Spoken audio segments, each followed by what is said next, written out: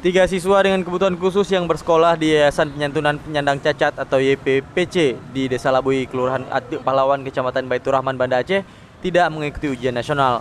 Mereka dianggap tidak mampu mengikuti ujian yang digelar serentak hari ini di seluruh Indonesia.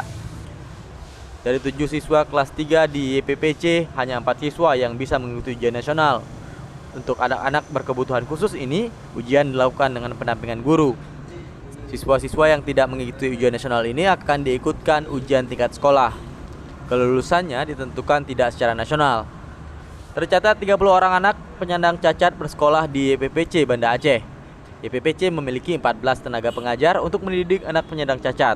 2 diantaranya sudah berstatus pegawai negeri sipil, sementara 12 lainnya merupakan guru honorer. Apalagi ada autis, untuk soalnya berbeda.